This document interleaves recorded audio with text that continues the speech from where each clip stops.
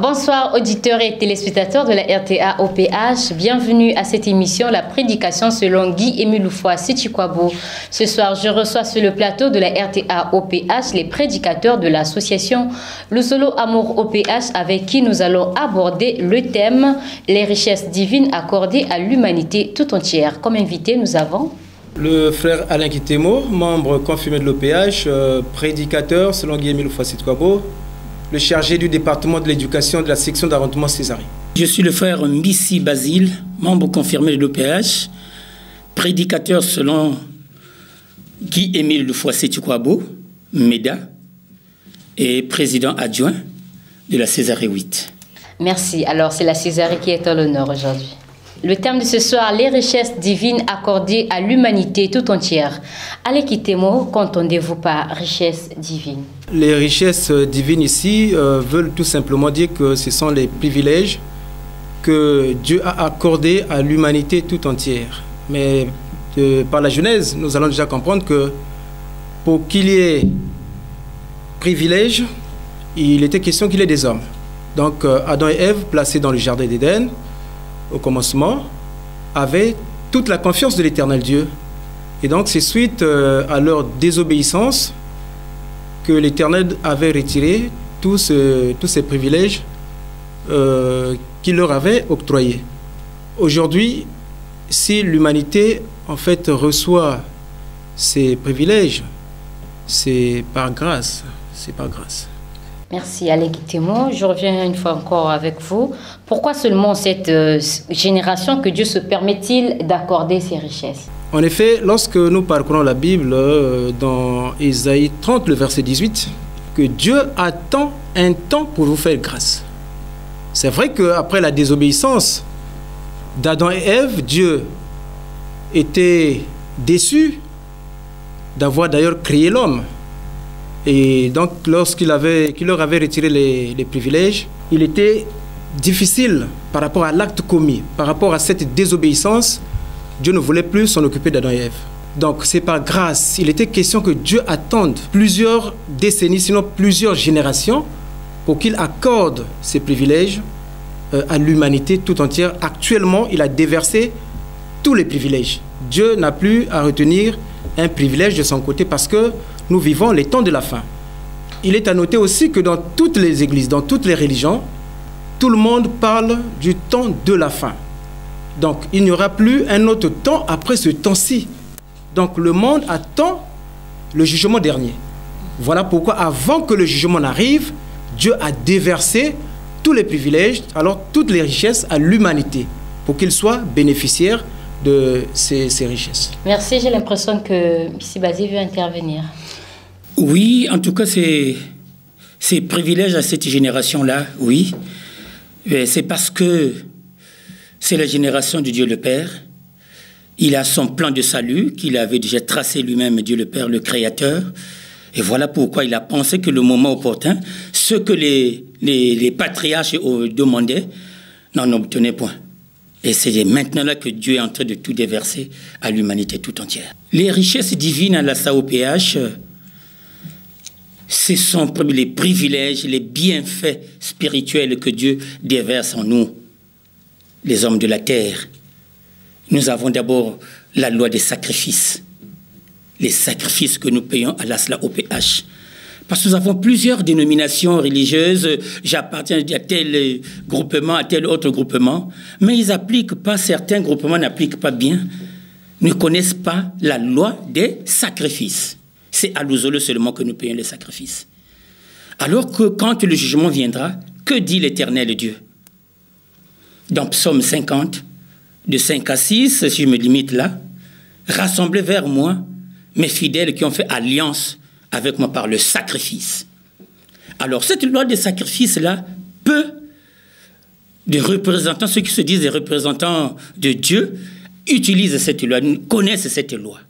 C'est Guy-Émile Loufoua-Setukwabo qui est venu nous appeler. Donc, nous avons ce privilège d'écrire à Dieu. Nous payons donc les sacrifices de purification pour la guérison, la protection. Voyez? Et tout ça, c'est au bénéfice de l'humanité. Tu es malade, il faut solliciter Dieu par le sacrifice, parce que c'est son principe général. Il faut le solliciter par le sacrifice. Et à travers ce sacrifice, tu peux payer les sacrifices. Nous avons d'abord plusieurs sacrifices. Nous avons les sacrifices de purification, nous avons les sacrifices de consécration. Quand on nous appelle des membres confirmés, c'est ça ce qu'on appelle des sacrifices de consécration. À ce moment-là, tu es appelé membre confirmé de l'OPH, à travers les sacrifices que nous payons. Ces sacrifices sont pour le bien de l'humanité. C'est ça ce que les gens devaient apprendre aux gens. Et voilà ce que nous bénéficions, nous, à Luzolo. Les sacrifices. Tu veux protéger ta maison, tu payes les sacrifices. Tu peux protéger tes animaux, tu veux protéger tes animaux. C'est par des sacrifices de purification. Et c'est ça. À travers les sacrifices de consécration, nous sommes protégés. Et tu fais alliance, tu scelles l'alliance avec Dieu. À l'époque, la première génération de Dieu, ils payaient également les sacrifices de purification, mais ils n'avaient pas scellé l'alliance par le sacrifice avec Dieu. Il y avait un autre signe qu'ils avaient scellé l'alliance avec Dieu, la première génération, c'était la circoncision. Mais à cette époque, notre alliance est scellée par le sacrifice. Et voilà pourquoi les gens disent, peut-être à Luzolo là-bas, on offre des gens, on sacrifie des personnes. Dit non, c'est biblique, tout est là. À l'époque, on immolait des animaux. Nous savons bien ça. Hein? Quand les grands hommes qui connaissaient bien cette loi-là, ils consacraient des sacrifices, on octroyait donc à Dieu des animaux. Mais aujourd'hui, l'homme a la possibilité d'avoir l'argent. Et il peut, à travers l'argent, appliquer la loi des sacrifices. Alec Théo veut intervenir. Oui, madame la journaliste, tout à l'heure nous venons de dire que les richesses accordées à l'humanité, c'est bien parce que Adam et Ève avaient déçu l'éternel Dieu, donc de par là, Dieu avait retiré ses privilèges. Aujourd'hui, hier, j'allais dire, les Abraham, les Isaac, les Jacob ont voulu en fait recevoir les privilèges, cette grâce que Dieu voulait bien accorder à l'humanité à leur temps. Mais ils n'avaient jamais reçu ce genre de privilèges. Lesquels, par exemple, Papa Mbissi a parlé de la loi du sacrifice, c'est bien. Mais lorsque nous parlons de la lumière, la venue de la lumière au Congo, au mont Kari-Kari, en terre africaine, c'est un privilège que nos aïeux n'avaient jamais reçu. Lorsque nous parlons de la paix, la vraie paix de Dieu, dont Jésus-Christ faisait allusion, nos aïeux n'avaient jamais été bénéficiaires de ça. Et lorsque nous parlons de la vie éternelle, ça, c'est parmi les privilèges que Guy-Émile Loufoua-Setukwabo cite dans la note 103 du 7 août 2001. Donc, voyez un peu, lorsque Papa Émile ressort ces trois privilèges, vous parcourez la Bible, de la Genèse jusqu'à l'Apocalypse, nos grands-parents n'avaient jamais été bénéficiaires de ces privilèges, à savoir la lumière de Dieu, la paix et la vie éternelle. Alors, par quel canal ces richesses divines sont-elles accordées? Nous prenons l'exemple de la lumière. La lumière dont il s'agit ici, c'est en fait Dieu lui-même qui vient se révéler en cette quatrième et dernière génération. Déjà au temps de Moïse, la Bible nous fait comprendre que nul ne pouvait voir Dieu au risque de perdre sa vie. Mais Moïse avait vu Dieu de dos. Mais Dieu aujourd'hui, qui jadis était au Moyen-Orient, revient dans son pays. Je l'ai dit tout à l'heure, antenne africaine du Congo-Brazzaville, le 20 mai 1992. En fait, c'est pour venir éclairer l'homme de la terre. C'est pour venir mettre à nu tout ce qui se passait dans le noir, autrement dit, dans l'obscurité, l'effet satanique qui devait se faire voir aujourd'hui pour que l'homme comprenne d'où il est parti, d'où se trouve-t-il et où il va. C'est l'un des privilèges. La lumière de Dieu au Congo-Brazzaville, en terre africaine. Oui, merci beaucoup. Nous allons ainsi insister encore sur cette loi des sacrifices. Et nous allons encore insister sur cette lumière qui était venue. Quand nous envoyons des sacrifices à l'OPH, on confie la vie à Dieu. On confie notre vie à Dieu. Voilà pourquoi c'est un grand privilège pour l'humanité. En appliquant cette loi de sacrifice et de sainteté, que j'ajoute encore, de sainteté, on se purifie. Et en se purifiant, nous avons la possibilité, puisqu'on devient pur, nous avons la possibilité de voir Dieu. À l'époque, dans Exode 33, verset 20, les gens, pour voir Dieu, il fallait d'abord mourir. Il fallait d'abord mourir. Mais aujourd'hui, par la loi des sacrifices, nous avons la possibilité de voir Dieu parce qu'on se purifie de nos péchés. Et nous avons donc la loi de sainteté que nous appliquons également. Et du coup, nous avons la possibilité de voir Dieu. Ce qui est un grand privilège. N'importe quel spirituel, il prie, il a envie de connaître là où est Dieu. Il a envie de voir Dieu. Voilà pourquoi c'est à Luzolo seulement. Quand on dit que nous voyons Dieu, alors les gens sont là, ils se bousculent. Non, c'est parce que nous appliquons une loi. La loi des sacrifices. La loi des sacrifices qui est cardinale. C'est une loi. Et à travers cette loi-là, nous sommes devenus la deuxième nation de Dieu. Mais là, il s'agit de quel genre de sacrifice? Mais c'est ça, les sacrifices de purification, les sacrifices de consécration, les sacrifices, la loi de sainteté, tout ça sont des sacrifices et que nous appliquons, nous, à Luzolo. Ouais? Quand vous êtes saint, alors, vous avez la possibilité de vous approcher de Dieu parce qu'il est 3 fois saint.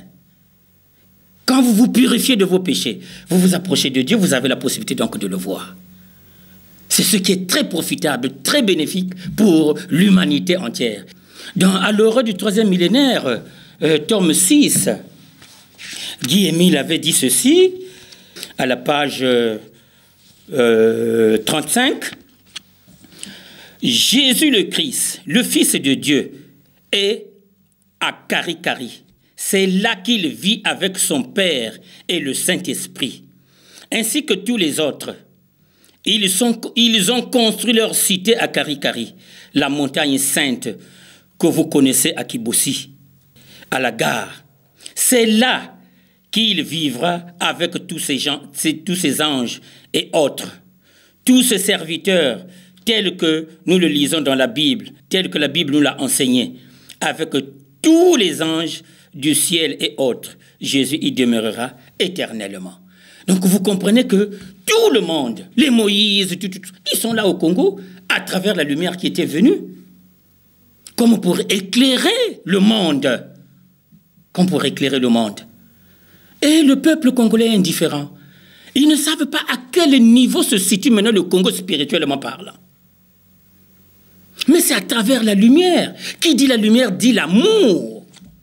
Nous devons prôner au Congo-Brazzaville, nous devons prôner l'amour sincère du prochain. Il y a la lumière qui est là au Congo-Brazzaville. Et il demeurera éternellement. Et même les pratiquants, nous les constatons maintenant, ce n'est plus, c'est maintenant à ciel ouvert, ils ne se cachent plus. Dès que tu fais tes grimaces là, on le voit. Mais c'est à cause de cette lumière-là. Seuls les membres de l'association Luzolo Amuro OPH sont des bénéficiaires ou bien c'est... Non, la lumière vient pour le monde. Pour le monde entier. Qu'ils viennent appliquer la loi des sacrifices. Tu fais partie intégrante de la deuxième nation de Dieu. Alors, comment faire pour appliquer cette loi pour la bonne compréhension des téléspectateurs? Mais effectivement, l'application de cette loi-là, c'est simple. Partout dans le monde entier, quand même lui-même, quand Dieu avait dit que j'envoie la lumière partout, c'est parce qu'il a mené ces éléments partout. Il a ses frères, des membres confirmés, disséminés par-ci, par-là dans le monde entier. Quand tu es dans un quartier, je prends un quartier où réside notre section d'arrondissement Césarée, donc le fond Tieté, et on regarde tout Tieté, à Pointe-Noire ici.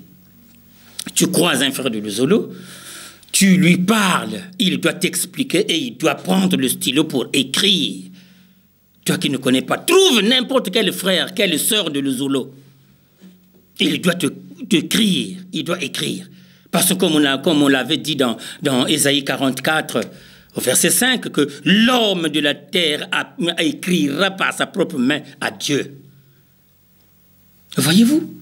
C'est ça des grands privilèges que nous avons. Tu consultes n'importe quel frère, membre confirmé, il doit t'expliquer, il doit te dire, donne telle somme que tu voudras toi-même, selon la hauteur de tes problèmes, tu évalues, tu trouveras la somme à donner, et il écrit devant toi-même. Et toi, le propriétaire, toi-même qui veut qu'on t'écrive, qu'on te fasse, c'est ça ce qu'on appelle le courrier, à la fin, tu signes toi-même.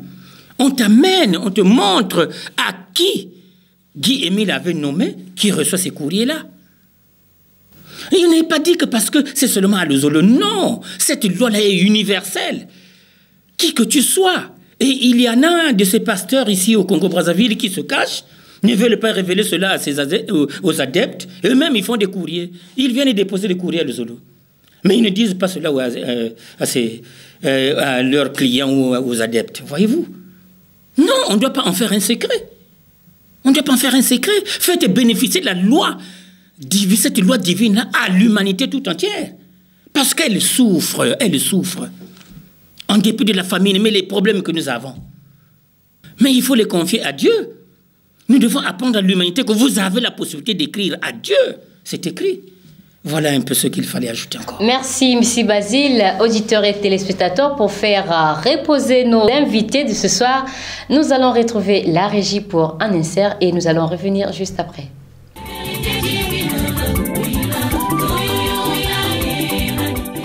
Acclamons le Seigneur. Acclamons le Seigneur, le monde entier, car Dieu nous aime tous. Il nous a donné sa grande et terrible lumière du monde entier. Il nous a accordé ou donné la vie éternelle.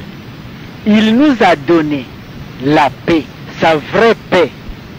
Les dates ont été communiquées de tout ce que je viens de citer plus haut. Il ne nous reste qu'à nous, les hommes de la terre, de balayer nos maisons, garder ses principes et lui rendre gloire. Sinon,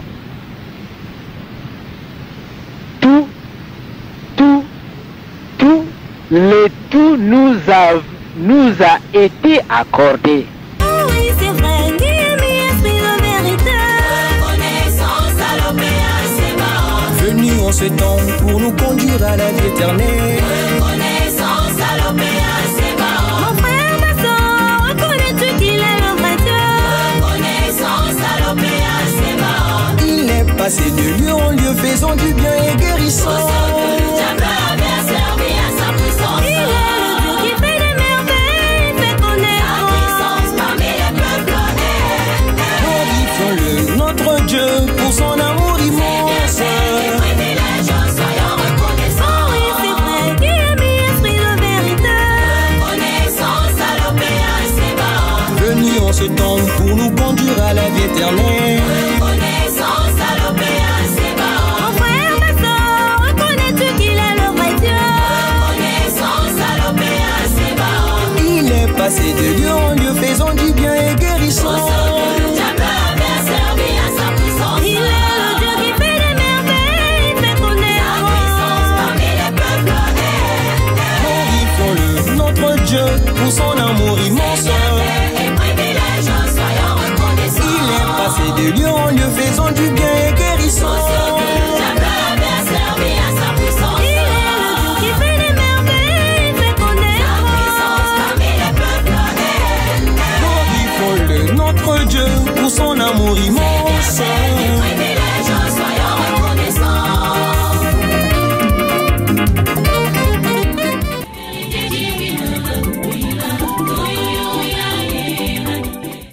Merci la régie pour cet insert. Revenons droit à notre thème de ce soir.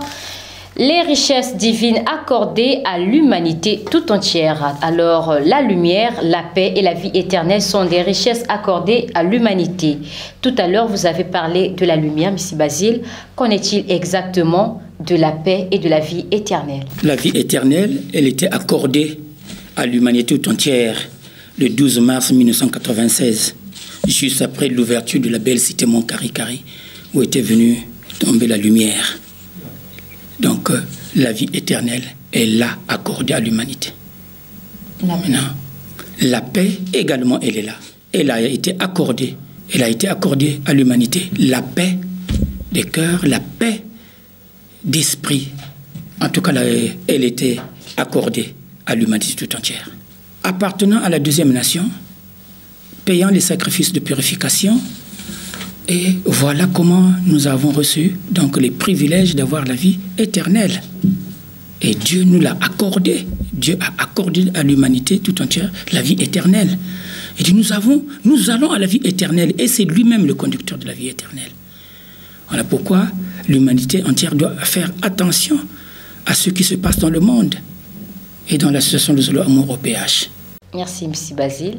Alain Temo, la même question. Et la lumière, la paix et la vie éternelle sont des richesses accordées à l'humanité tout entière. Parlez-nous un peu de la paix et de la vie éternelle. Merci, Madame la journaliste. Naturellement, lorsqu'on parle de la paix, on voit un peu l'éloignement de l'adversité, on voit l'éloignement des guerres, de la violence, etc.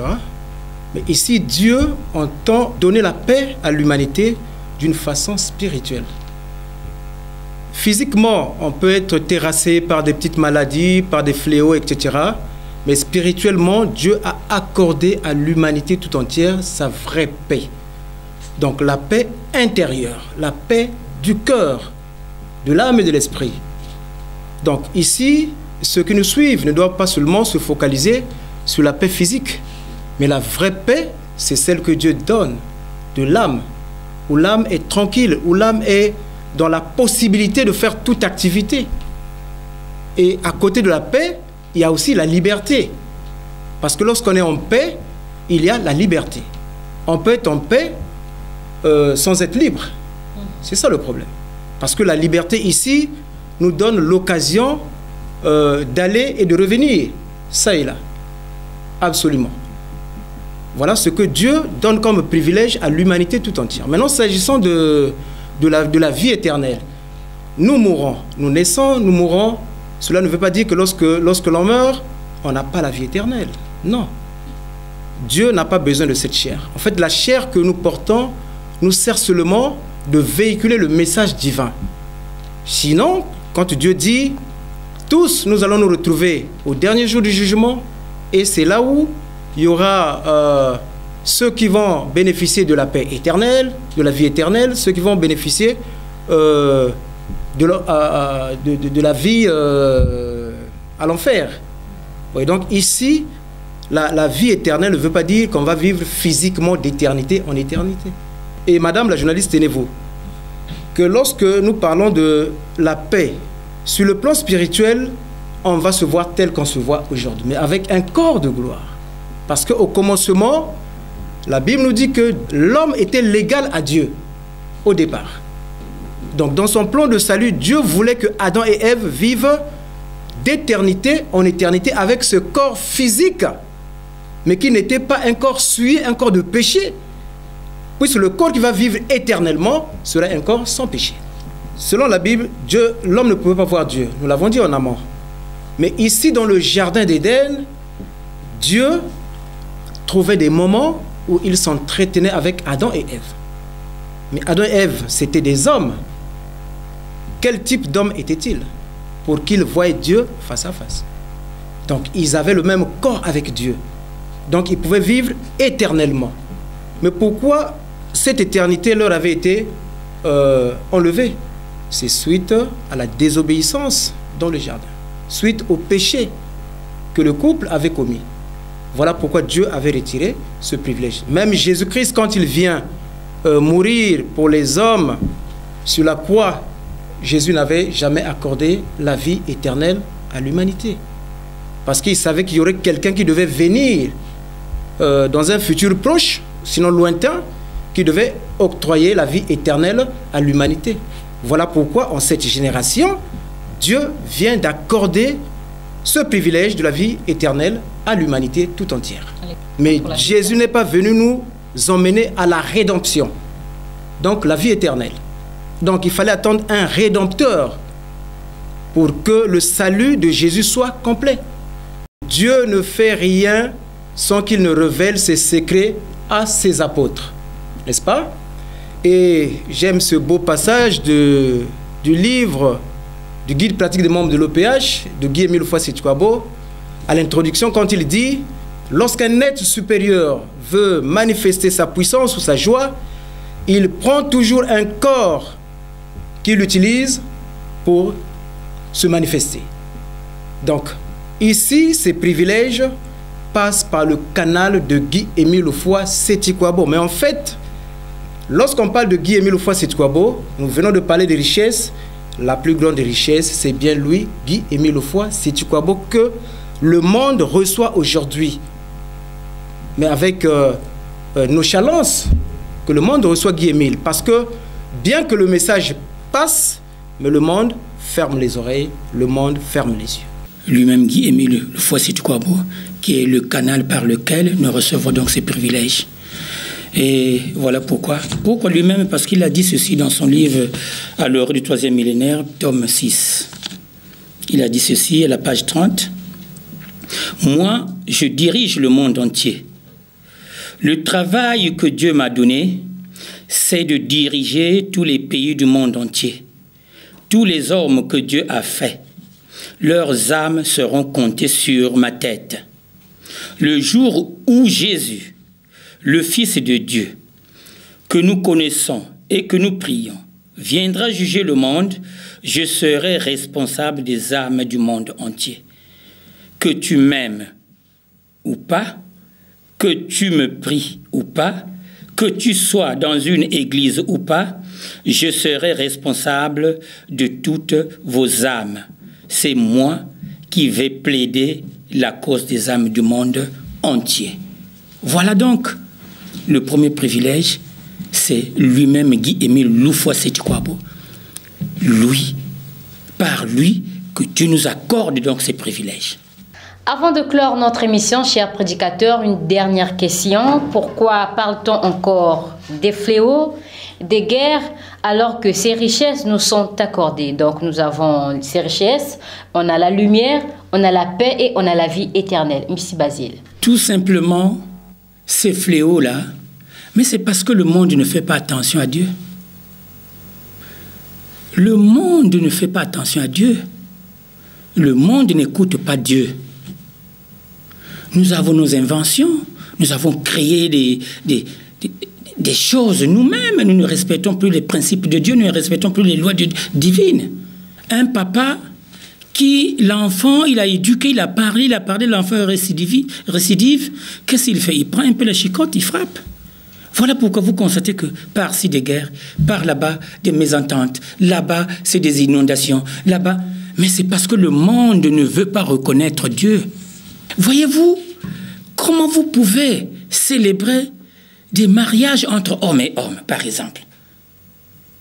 Est-ce que c'est Dieu qui a permis ça? Alors, n'est-ce pas vous susciter la colère de Dieu? Et à ce moment-là, Dieu vous observe. Et qu'est-ce qu'il fait? Il faut qu'il nous corrige pour dire que je ne suis pas d'accord avec ça. Voilà pourquoi la présence de ces fléaux. Merci, M. Basile. Écoutez-moi à propos de cette question. Merci. C'est comme a dit le frère M. Basile. Le jour où l'homme de la terre reconnaîtra les bienfaits de l'éternel Dieu, on ne parlera plus des fléaux. Sinon, ces fléaux sont passagers au regard de ce que Dieu est en train d'instruire le peuple. Papa Mbissi a pris un exemple très évident. Lorsqu'un père éduque son enfant et qu'il continue dans cet élan de désobéissance, papa, qui aime bien son enfant, va aussi châtier. Vous avez vu comment le peuple d'Israël, peut-être vous n'avez pas parlé du peuple d'Israël, nous voyons Sodome et Gomorrhe, qu'est-ce qui était arrivé? c'est parce que le peuple n'écoutait pas Dieu. Nous avons vu le déluge, c'est parce que le peuple n'écoutait pas Dieu. Donc il était question que Dieu arrose des fléaux ou alors des sanctions sévères à l'humanité entière. Mais puisque parmi ce peuple, dans l'humanité, il y a toujours un échantillon que Dieu veut garder. Voilà pourquoi vous et nous subsistons jusqu'aujourd'hui. Sans ça, Dieu avait voulu, bien évidemment, effacer l'homme de la surface de la terre suite à la désobéissance qu'il continuait à avancer devant. Alors, parce que ce que Guy-Émile veut aujourd'hui, c'est que le monde, les frères et sœurs, écoutent son enseignement.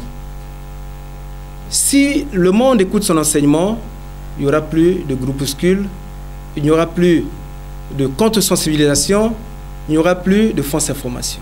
Et Guy-Émile pourra désormais compter sur des membres sincères, à qui qu'il aura confiance, qui dans 2 matins iront propager la bonne nouvelle. Il ne veut pas voir en son sein des membres bidons.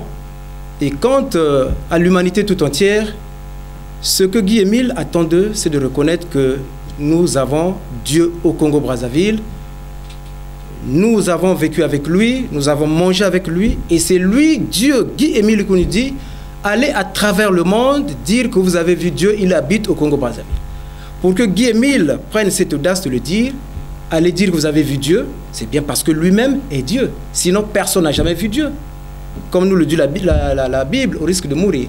Mais puisque nous avons vu Guy-Émile Loufa-Sitouabo, et dès lors que nous l'avons vu, il sait que le monde est conscient que moi je suis Dieu parmi ce monde, il se retire. Il se tient donc caché, il se tient écarté. Avant de finir, madame, lorsque vous lisez Ésaïe 44, le verset 6 à 7, là on nous dit, qui est celui qui est Dieu, qui lève son petit doigt pour dire les choses qui sont passées, les choses qui se passent actuellement et les choses à venir. Mais aujourd'hui, en cette génération, aucun prophète ne peut se lever pour dire ce qui était passé, les événements passés. Sinon, prends la Bible, fais la lecture magistrale et puis expliquer ce que c'est que la Bible. Et dire ce qui se passe actuellement et ce qui viendra demain. Aucun prophète ne peut le dire.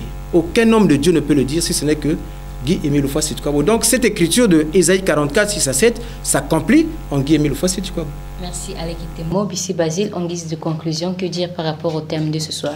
Il faut chercher à connaître Dieu. Chercher Dieu et nous allons le trouver. Merci, Bissi Basile. Merci une fois de plus, Aleki Temo. Vous avez quelque chose à dire? Certainement, pour ne pas prendre votre place.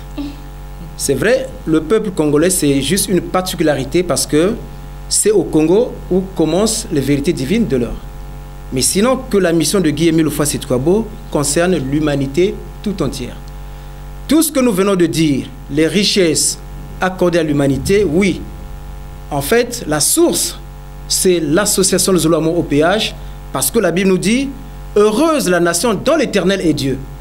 Nous sommes la deuxième nation de Dieu, Dieu Guy-Émile Loufa-Sitouabo. Le privilège est donné à nous d'aller à travers le monde parler de Guy-Émile Loufa-Sitouabo. Donc, le peuple congolais n'est qu'une particularité, mais sinon, généralement, on doit parler de l'humanité tout entière qui doit chercher à voir Dieu et à être bénéficiaire de ça. Vous comprenez que nous sommes arrivés au thème de notre émission, la prédication selon Guy-Émile Loufa-Sitouabo. Merci de nous avoir suivis. Nous vous disons au revoir et à la prochaine occasion.